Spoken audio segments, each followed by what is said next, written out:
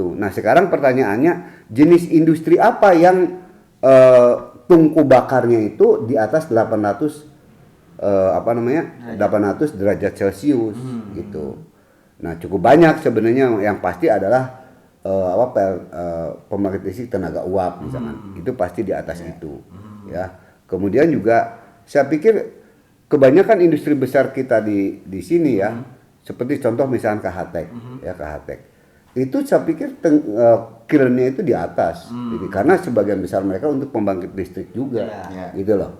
Nah jadi hemat saya ini mestinya dipikirkan ulang dan diambil keputusan yang objektif, sehingga beban pemerintah itu tidak, apalagi sekarang kan ya kita sama-sama tahu lah, kita ini, pemerintah ini tidak cukup banyak punya uang gitu loh. Nah kalau kita alokasikan untuk itu, mungkin pertanyaan berikut dari Mas Budi ataupun Kang Agus ya, kunaon tuh Pak baheula tuh nyalios. Saya itu baru kajian ketika itu saya sudah keburu selesai tugas saya. Iya. Artinya di sini pemerintah baik itu provinsi maupun kabupaten kota perlu mengkaji ulang untuk perlu mengkaji ulang. Saya pikir kalau kita mau gitu ya, tidak usah terlalu lama. Dalam 2-3 bulan selesai, langsung adakan lelang. Untuk tapi RDF. Diganti dengan RDF ya. Itu satu ya. Yang kedua melalui edukasi yang baik, yaitu pemilahan ya. Pemilahan sehingga sampah organik itu tidak masuk ke situ. Tetapi yang masuk ke sana adalah sampah anorganik. Plastik, kertas dan lain-lain lah ya. Maka nilai kalor RDF akan jauh lebih tinggi, bahkan lebih tinggi dari batu bara kebanyakan yang sekarang digunakan di industri. Itu hasil dari para pakar atau hasil itu? Ini analisa saya. Siap. Dan itu pengalaman teman-teman di Semarang ya. Jadi di Semarang itu di PPA Semarang ya, itu mengeksploitasi TPA yang sudah sekian tahun. Ya, jadi dia bongkar, lantas pilahkan. Yang tadinya organik kan sudah jadi kompos. Kemudian dipisahkan dengan yang anorganik, seperti plastik dan lain sebagainya. Ya kebanyakan plastik lah. Nah, karena kalau kertas mungkin sudah hancur juga ya, selama lebih daripada 5 tahun gitu ya. Nah plastik kan masih utuh. Nah maka dari penjelasan teman-teman itu Pak, ini kalornya lebih dari 5.000. Padahal kan salah satu persoalan kita ya, itu adalah ketika bercampurnya sampah organik dan anorganik, itu kan kalornya hanya 1100 atau 1200 kalau nggak keliru ya. Sehingga menjadi bahan bakar di PLTSA pun menjadi rendah akhirnya konversinya. Nah Pak, kembali ke pembangunan PLTSA ini, kan saat ini apakah PLTSA ini sudah dibangun, sudah jadi, dan kalaupun misalkan dihentikan? Belum. Lelang aja belum mulai. Ya saya sih ya harapan saya sih teman-teman ada yang dengar nih analisis saya. Ya kalaupun ada yang dengar, barangkali kita ajak diskusi ya. Lantas kita cari opsi rubah itu. Saya pikir mungkin di situ ada, kalau kita ditanya khususnya oleh aparat pemeriksa ya kita daripada rugi berkepanjangan. Mengapa kita tidak rubah? Ya, betul. Iya. Coba kita bayangkan sekali lagi, 800 juta per hari, Pak. Yang harus ditanggung oleh negara ya. Nah, saya dengarkan dari situ nanti ada subsidi dari pusat. Ya, kemudian mungkin nanti kalau komitmen dulu kan 40% provinsi, 60%. Tapi kalau 40% ya kalau tanpa pusat ya dari ini, itu berapa? 40% dari 800 ini kan berarti sekitar 300 berapa? 360 ya? Iya. Iya kan? 360 juta, bukan juta per hari. Nah, iya betul. Ya kalau dikalikan ke 365 hari kan ini tidak henti kan? Itu. Nah, jadi kalau 800.000 ya, 800 juta sorry. Hari kali 40%,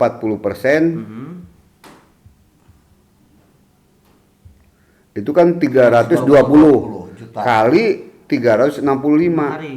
Nah, Jadi ada 116 miliar rupiah Luar biasa. yang harus dialokasikan oleh APBD Provinsi Jawa Barat. Kalau sekali lagi kalau tanpa ada subsidi dari pemerintah pusat ya. Ya. Tetapi kan kalaupun ada subsidi pemerintah pusat kan sama saja itu uang negara yang hakikatnya uang rakyat. 16 sekarang itu baru 80 berarti maaf lagi, Ya. tambahin lagi. Mendingan buat pakai yang lain ya. Mending pakai yang sekarang 80 miliar. Gitu. Dibuang gitu. Nah, itu jadi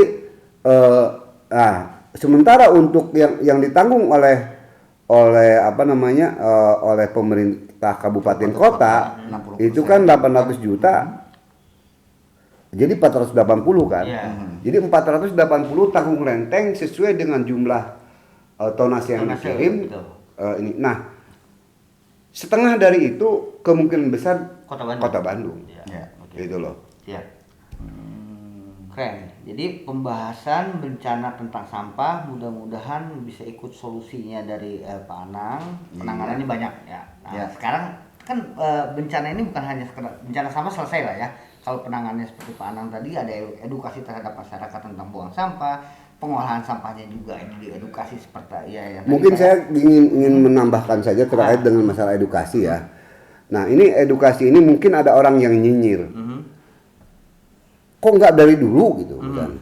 Nah, kita sudah mulai ya melalui gerakan budaya eco village ya. Dan sudah cukup banyak desa yang kita edukasi dan sudah cukup banyak juga desa-desa yang sudah memilah dan mengolah sampah itu. Ya. Jadi saya hanya ingin ini. Kemudian susah Pak orang kita mah tidak. Orang kita, orang Jawa Barat khususnya ya, orang Sunda lebih khusus lagi itu sangat menurut ataupun mengikuti arahan dari pemerintah. Kalau ya bisa diterima menurut akal sehat mereka, gitu ya. Nah, artinya apa? Ketika kita mengedukasi mereka untuk memilah, ya, maka kita bisa memberikan jawaban. Setelah dipilah, Pak, eta kamanakeun anu organikna, kamanakeun anu anorganiknya, dan seterusnya lah. Nah, itu bisa kita lakukan. Nah, barangkali konkretnya memang edukasi terus-menerus harus dilakukan. Tidak cukup 1-2 tahun, 3-4 tahun. Kenapa? Karena ini merubah perilaku. Bahkan udah berubah selama 3-4 tahun udah hebat. Ya. Tetapi sekali lagi ini membutuhkan waktu. Ya. Nah, dengan perencanaan yang baik, kesabaran dari kita, dari para pelaku gitu ya, insya Allah kita bisa. Kita bisa menjadi cekungan Bandung yang zero waste. Siap. Ya. Zero waste. Jadi bab Atau sampah. bahkan Jawa Barat lah. Oke, siap. Ya. Bab sampah selesai nih. Nah, bab sampah selesai nih. Bab Ada sampah. satu bab lagi penyebab bencana ini. Luar biasa. Yaitu Ini bab- dikupas tuntas. kita pokoknya. kupas karena Ya dagingnya ada di sebenarnya ini sini. nanti tinggal ini aja, tinggal saya kirim rekeningnya nanti ya. Siap, siap. Ada satu bab lagi nih bagus. Apa? Nah, gini mah, ini kan bab sampah, banjir Aha. akibat sampah sudah selesai lah. Mudah-mudahan solusinya sudah kita dapatkan intisarinya dari tadi apa yang kita perbincangkan dengan Pak Anang. Ya. Bab hutannya dong yang belum. Apa? Iya. Gimana? Jadi banjir dan musibah ini kan akibat terjadi banjir bandang. Aha. Banjir bandang itu biasanya dari hulu ke hilir, Betul. akibat sodetan hingga menyebabkan banjir bandang. Atau mungkin ketika hujan yang sangat ekstrim di bagian hulu sehingga tidak dapat tersaring tanah, sehingga air meludah ke bawah, begitu kan? Ya. Nah, kita lihat penjelasannya dari Pak Anang seperti apa. Yes. Pak, banjir bandang yang diakibatkan hulu. Nah, Jadi gini, gimana, Pak? kita ini hidup ya di tropika ya, yang memang secara alamiah Allah menciptakan ya ada 2 musim di kita ini. Jadi bencana itu bukan hanya banjir saja, bukan hanya pada musim penghujan saja, musim kemarau pun terjadi bencana. Ya, keringan. Ya. Betul. Nah, jadi kita hidup di daerah tropika yang musimnya itu 2, musim hujan dan musim kemarau. Nah, Allah menciptakan bumi ini demikian sempurna, ya, dengan adanya landscape yang demikian baik di Jawa Barat ini ya, ada gunung-gunung, ada lereng-lereng, sampai ada dataran. Sampai-sampai Max Brower mengatakan bahwa Jawa Barat diciptakan ketika Tuhan sedang tersenyum. Ya kan? Ya. Itu demikian indahnya Jawa Barat dengan hutannya, dengan perbukitannya, dengan air terjunnya dan lain sebagainya. Ya. Nah, lantas masuk manusia, ya, sebagai khalifah, yang harusnya jadi khalifah mengatur bagaimana agar tata ruang, tata lingkungan ini menjadi baik.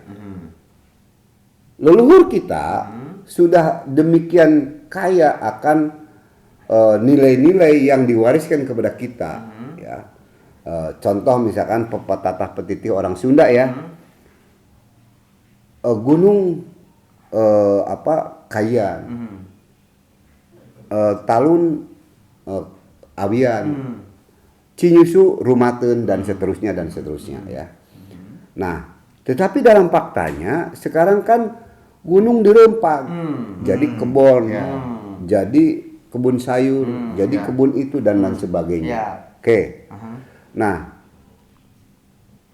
pemerintah Jawa Barat ya dengan Arif sudah menetapkan di dalam RT RW-nya itu kawasan lindung. Nah, kawasan lindung itu ada dua, kawasan lindung hutan dan kawasan lindung non hutan. Nah, artinya menarik. apa? Sebentar Pak, semakin menarik. Tapi sebelum menarik, biar bapaknya lebih ngobrolnya lebih tajam lagi. Kita minum dulu sambil kita rehat sebentar. Oke. Jadi secara regulasi tata ruang Jawa Barat sudah betul mengatur kawasan lindung 45%, ya. Dan di antara kawasan lindung itu ada kawasan lindung hutan, ya, dan ada kawasan lindung non hutan. Nah, cuman yang perlu ditindaklanjuti, yang pertama dibuatnya RDTR di masing-masing kabupaten kota. Artinya dari situ konkret lah kita misalkan di Cekungan Bandung, ya. Di kawasan Hulu Das, ya, atau ya Hulu Das baik yang dari selatan, dari utara, karena Citarum ini kan ada 6 subdas, ya, ada subdas, ya. Nah, itu tidak hanya kawasan hutan saja. Jadi ketika banjir tidak asosiasinya tidak harus atau mestinya tidak langsung berpikir oh ini kawasan karena hutan rusak, gitu. Walaupun faktanya memang ada hutan yang rusak, ya. Karena kalaupun hutan itu utuh semua, banjir ini akan tetap. Banjir ini akan tetap. Karena apa? Karena lebih besar atau lebih banyak lahan-lahan yang non hutan yang mestinya menjadi kawasan lindung dan berfungsi lindung. Artinya apa itu fungsi lindung? Itu pengaturan tata air untuk daerah yang ada di bawahnya. Ya, jadi lahan-lahan masyarakat yang lahan milik yang ada di daerah hulu ini, ya dia harus diarahkan menjadi kawasan lindung. Cuman pertanyaannya kan itu kan tanah milik, terserah mereka mau diapakan, gitu. Itu dari secara privatnya. Tetapi kan di situ ada hak publik. Ya, hak publik utamanya di daerah yang ada di hilirnya ini, bahwa itu harus menjadi kawasan lindung. Nah, oleh karena itu harus ada kebijakan yang konkret ke situ, dalam arti pengaturan imbal jasa misalkan, ya. Itu satu. Yang kedua, diarahkan menjadi kawasan lindung, mungkin tidak seluruhnya jadi tegakan kayu, ya, tetapi memiliki fungsi lindung, misalkan menjadi padang rumput, ya, contohnya padang rumput, terutama daerah-daerah yang kemiringannya itu terjal, ya, padang rumput, ya, ataupun padang sumber pakan ternak. Nah, diarahkan mereka itu untuk tidak lagi berbudidaya sayur tetapi berbudidaya ternak. Nah, sebenarnya kan masyarakat yang ada di kawasan hulu itu kan tidak harus atau tidak ingin hanya nanam sayur, ya. Yang paling penting yang mereka inginkan adalah mendapatkan penghasilan dari lahan yang mereka garap, baik itu kawasan hutan maupun kawasan non hutan. Kan itu kata kuncinya. Kuncinya betul. Ya. Nah, kita sebenarnya udah bagus ya di kawasan selatan maupun di utara itu kultur peternakan ya itu sudah berkembang. Ya tinggal bagaimana kita membina, memfasilitasi agar memperbanyak dan memberikan jaminan harga susu yang wajar. Yang wajar. Nah, itulah konsep yang kita persiapkan untuk Citarum Hulu sebenarnya. Ya, jadi ketika itu saya bilang, Pak, kita kembangkan masyarakat itu tidak boleh lagi menanam sayur ya, tetapi berbudidaya ternak. Tetapi saya bilangnya harus ada jaminan. Ya, jaminan harga pasar ya, yang wajar lah. Ya. Kalau perlu saya bilang saat itu ya, kita bikin pabrik susu yang baru. Karena faktanya kita masih bergantung kepada susu impor tuh 70% Indonesia ini. Artinya pangsa pasar susu itu kan masih sangat terbuka. Ya. Gitu loh. Nah, ini yang nih. Nah, saya bilang itu tidak juga harus biaya pemerintah.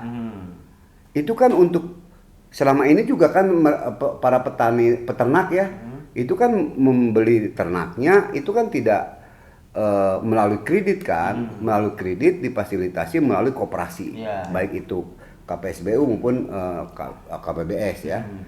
Nah, ini kan bisa gitu loh. Nah, hitungan-hitungan setiap petani agar hidup layak itu mengelola sapi perah itu sebanyak minimal 5 ekor.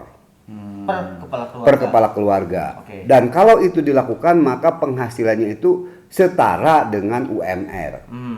Ya. Sekitar 3 jutaan lah ya. Di 3,5 sampai 4 juta gitu ya. Nah, jadi yang perlu diatur itu saya bilang ya waktu itu. Nah, tetap dan juga mereka itu tidak buat kandang sendiri-sendiri. Ya, untuk mengendalikan pencemaran koheknya ini. Buatlah satu desa mungkin 2 atau 3 kawasan perkandangan. Dan itu dikelola secara manajemen peternakan modern. Itu dalam konsepnya yang kami pikirkan saat itu, cuman ya kan tidak sempat saya ikut di dalam implementasi dari Perpres itu. Nah, ada lagi potensi lain yaitu budidaya peternakan ayam misalkan ya, ayam kampung nih, ayam kampung. Nah, itu sangat penting. Jadi banyak banget nanti mungkin bisa kita bahas tersendiri ya inovasi yang coba kami create untuk bisa meningkatkan pendapatan masyarakat. Ya sebenarnya itu bukan hanya untuk di daerah hulu saja tapi di manapun berada. Nah, tinggal di mana peran pemerintah, bagaimana memfasilitasi. Ya tentu kita juga tahu anggaran pemerintah terbatas ya. Bukan hanya untuk sektor ekonomi saja tapi untuk sektor non lainnya ya. Nah, di situ kita bisa memilah-milah ya dengan cara seperti apa masyarakat bisa berbudidaya ayam misalkan ayam kampung dan menghasilkan pendapatan katakanlah 3,5 juta atau 4 juta. Itu cukup dengan memelihara ayam kampung 600 ekor. Selama 3 bulan. Jadi tiap bulan dia panen 200 ekor. Karena 100 ekor itu kami sudah mencoba ya dengan teknologi yang kami kembangkan itu keuntungan bersih itu 1,8 juta untuk setiap 100 ekor. Ya 100 ekor ayam kampung ya, bukan ayam broiler. Nah, artinya kalau kita bisa menjual 200 ekor ya per bulan itu kan berarti 3,6. Ada 3,6. Itu kan lebih tinggi dari UMR saat inilah ya. Tentu itu kalau misalnya petani itu mau meningkatkan bisa 300 ekor per bulan, artinya memelihara 1.000. Dan untuk investasi 1.000 memelihara 1.000 ekor ini tidak besar. Tidak besar. Artinya boleh jadi di situ nanti pemerintah bisa memfasilitasi dengan kredit murah gitu loh. Atau pembibitan mungkin ya. Pembibitannya bisa pemerintah gitu ya. Pemerintah kita dengan harga DOC yang lebih murah lah gitu ya. terjangkau. Dan sekarang pun sebenarnya udah dilakukan oleh pemerintah provinsi ya untuk ayam sentul. Oh iya. Gitu. ayam Nah, sentul. kembali tadi ke persoalan banjir. Jadi kalau kita penanganannya seperti sekarang, ya tidak akan pernah berhenti. Oke. Nah, kenapa? Karena yang harus kita bangun itu adalah bagaimana memenuhi kebutuhan hidup masyarakat yang ada di hulu dari pengelolaan lahan yang ramah lingkungan. Nah, Ini yang harus itu yang dikembangkan. boleh, Ya. betul. Dan apa namanya seperti yang sekarang dilakukan oleh gerak program Citarum Harum ya. Ya. Masyarakat sekarang sudah turun dari hutan. Ya. Hutannya yang dulu dirambah itu ditanami dengan tanaman kayu-kayuan plus kopi. Kopi. Ya. Betul. Nah pertanyaannya, apakah itu akan sustainable? Apakah itu akan lestari? Ya. Ya. Saya kok ragu. Ragunya kenapa? Karena dulu pun hutan belantara dibabat oleh masyarakat untuk nanam sayur. Karena sekarang ini, oke lah kopi punya harga, Betul. ya. Lagi naik daun. Pertanyaannya, ketika mereka mengelola katakanlah 100 atau 200 tumbak, ya, atau ekivalen dengan kurang lebih 2.500 meter persegi, ya. Satu tumbak itu kan kurang lebih 1.400 meter persegi, ya. Itu bisa menghasilkan katakanlah at least penghasilan setiap bulannya kalau di average itu sekitar 3,6 juta atau 3,5 juta atau 3 juta lah, Ya. misalkan. Dari penghasilan kopi tersebut. Pertanyaannya, dapatkah itu mencapai 3,6 juta per bulan? Ya, artinya kalau per tahun 42 juta net. Nah, itu saya tidak paham di sini. Tapi intuisi saya mengatakan tidak untuk 200 tumbak ya. Sehingga ditakutkan kalau ini tidak berhasil akhirnya masyarakat Berubah kembali. lagi Ya, oke. menjadi itu. Nah, kenapa tidak kita substitusi dengan peternakan? Karena peternakan tidak butuh lahan yang luas. Ya.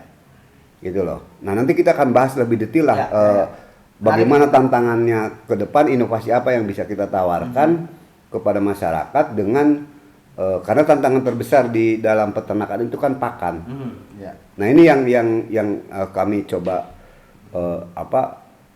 lakukan saat sejak 2 tahun terakhir lah.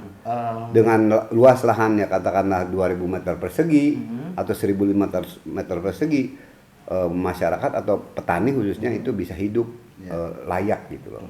Pak, kalau untuk peternakan, contoh misalkan peternakan sapi, bukannya itu justru akan mencemari sungai mungkin Pak? Dengan Justru itu, kotoran-kotorannya? tadi kan saya sudah menyinggung bahwa jangan tiru pengelolaan ternak seperti yang ada sekarang.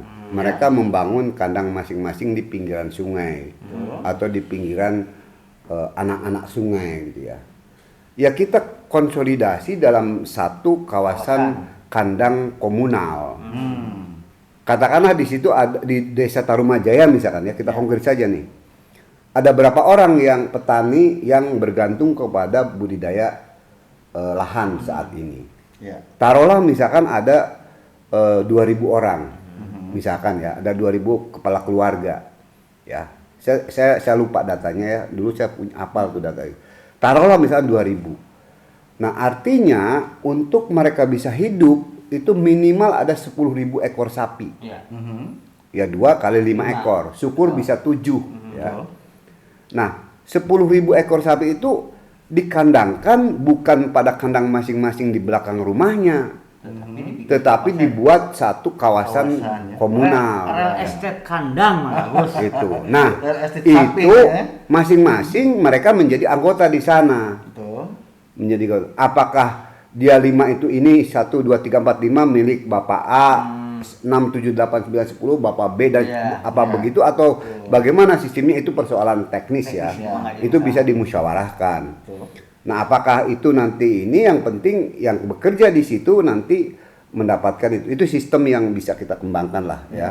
Dan masyarakat kita kan masyarakat yang bisa diajak musyawarah ya. Betul. Nah, artinya ketika memelihara 5 ekor sapi ya atau 7 ekor sapi, maka dia bisa mendapatkan penghasilan dan ada jaminan Dua, pertama jaminan pakan ya, karena lahan-lahan lindung yang mestinya yang sekarang ini ditanami sayur, kita tanami rumput gajah atau rumput odot. Oh, iya. Ya. Sebagai produk. Di antaranya boleh jadi kita bisa melihara kopi, ya kan? Nah, kedua, harus ada jaminan harga. Pemerintah harus turun tangan. Ya. Betul. Ya. Betul. Harga susu maksud Ya, saya. betul. Nah, yang sama-sama untung Ya. ya Pabrik. pemilik pabrik. Nah, makanya saya bilang kalau perlu ini milik masyarakat ini, pabrik ini. Kan pemerintah bisa memfasilitasi dengan tenaga ahli. Ya. Ya, untuk membangun industri itu. Nah, sehingga kalau itu dalam bentuk koperasi dan sampai akhirnya nih, jangan pola seperti sekarang pengurus koperasi yang makmur, tapi ya, betul. anggotanya yang Biasa-biasa saja. biasa-biasa saja gitu loh. Nah, jadi dalam konsep kami terus terang saja, udah 10.000 tuh ya saya bukan ahli peternakan ya. Tapi saya yakin teman-teman ahli peternakan dan ahli teknologi industri bisa merancang industri sehingga itu bisa menghasilkan susu. Nah, sekali lagi harga susu kita sekarang ini masih mengimpor susu 70% dari kebutuhan rakyat kita. Peluang Jadi kalau hanya katakanlah sekian puluh ribu tambahan di kawasan Bandung Raya ini, itu nggak ada artinya apa, Pak. Nah, lantas dari tadi kalau itu dikandangkan secara komunal, maka kotoran hewan ini ada bisa dikembangkan menjadi banyak ya. untuk media budidaya cacing, untuk media biogas dijadikan biogas, untuk jadi pupuk Pupuk ya. nantinya pupuk ini. Nah, kita rancang tidak satu tetes pun kotoran hewan ini yang mengalir ke Citarum. Ya. Atau ke sungai. Ke sungai yang bagian dari Citarum gitu ya. Nah, itu dikelola dan apakah itu bisa? Bisa. Ya. Terus terang saja. Tapi memang di situ harus ada komitmen dan integritas. Ya. Ya. Itu yang Ini persoalannya. itu yang susah. Termasuk dorongan pemerintah ya. Ya, Iya, dan pemerintah Ah. jujur saja ya, terus terang saja ya. Kita bisa memfasilitasi berupa kredit murah. Ya. Murah dalam artian kan sekarang ada KCR. Ya. Dulu di Jawa Barat ada kredit Mesra. ya sekarang mesra ya itu atau apapun lah yang nilai bunganya itu tidak terlalu tinggi dan bisa dikembalikan dari hasil produksi usaha yang dikerjakan oleh petani. Nah, kalau itu dilakukan, saya jamin mereka tidak akan pergi lagi membudidayakan sayur di kawasan yang demikian miring, yang kadang-kadang kita bingung ya ketika saya jalan mengacuruk Citarum itu, saya bilang masa petani, saya bilang ke daerah yang demikian miring itu bawa memikul pupuk atau memikul hasilnya, kan ada kentang, wortel dan lain sebagainya. Masa kita cuman bawa tangan kosong saja nggak mampu gitu loh. Itu saya hanya ingin menggambarkan demikian beratnya topografi yang ada di sana, dan dari konteks pengolahan sumber daya air itu harus jadi kawasan lindung. Artinya dengan vegetasi yang permanen. Ya. Apakah itu pohon atau kalau sama rumput lah, sehingga nilai gunanya akan juga karena pohon kan nanti manfaatnya dari mana? Kecuali pohon buah-buahan. Ya bisa di antara rumput itu mungkin nanti setiap jarak 10 meter atau 15 meter itu tanam alpukat misalkan. Nah, sekarang Kementerian LHK mengembangkan macadamia. Apa tuh, Pak? Macadamia itu buah tumbuhan yang menghasilkan buah yang kita sering temukan di coklat Silver Queen. Jadi buahnya itu mirip dengan jamu mete, bukan bentuknya ya, tetapi rasanya gurih. Nah, itu juga sangat prospektif. Pemerintah melalui Kementerian LHK itu sudah mengimpor, karena itu bukan dari kita, mengimpor dari Australia biji-biji, dan sekarang sudah disebarkan mulai 2 tahun yang lalu kalau nggak salah. Nah, itu make sense juga ya untuk meningkatkan itu. Tapi tetap menurut saya rumput itu adalah salah satu vegetasi yang sangat bagus untuk konservasi.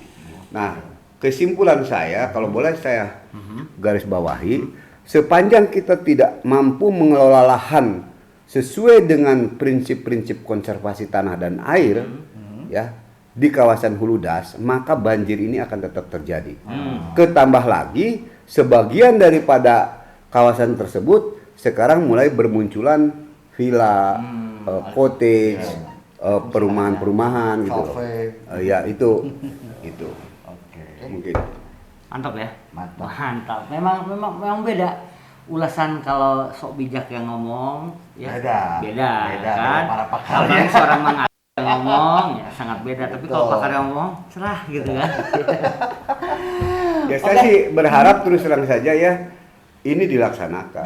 Sehingga kita tidak lagi dan saya aku yakin masyarakat yang ada di Hulu Das itu akan setuju dengan konsep ini kecuali para bandar sayur. Nah, Yang jumlahnya di kawasan selatan tidak sampai 5 orang. iya. Kalau mereka tetap memprovokasi orang untuk menanam sayur di daerah yang terjal, ya kita tinggal tangkap. Tinggal tangkap para bandar yang memang memprovokasi untuk merusak kawasan lindung gitu. Jadi pemirsa, dua masalah sudah tadi dengan inovasi yang Pak Anang sebutkan, masalah hutan juga yang di bagian hulu sudah dapat solusinya, yaitu bagaimana kita pemerintah dan masyarakat memberdayakan diri mereka dan pemerintah membantu pemberdayaannya untuk ya mungkin alih fungsinya berubah menjadi kawasan peternakan. Ya. Sebetulnya banyak hal yang bisa digali dari sosok Pak Anang ini ya, apalagi dia sebagai pernah menjabat sebagai kepala dinas lingkungan hidup ya. Kepala dinas kehutanan sehingga paham tentang hutan, lingkungan hidup sehingga paham tentang lingkungan. Ini kita belum membahas masalah limbah juga nih. Nah, gitu. Tapi itu nanti. Tapi nanti bisa. Dan kita kupas habis Pak Anang. Tunggu tanggal mainnya. Selanjutnya, apalagi beliau mempunyai inovasi di bidang lingkungan juga. Peternakan ayam. Peternakan dan perikanan. Oh, dan perikanan nambah lagi satu lagi. Baiklah, jangan kemana-mana, saksikan ngobrol selanjutnya di Inovasi bersama Pak Anang Sudarna. Gitu. Assalamualaikum warahmatullahi wabarakatuh. Waalaikumsalam warahmatullahi wabarakatuh.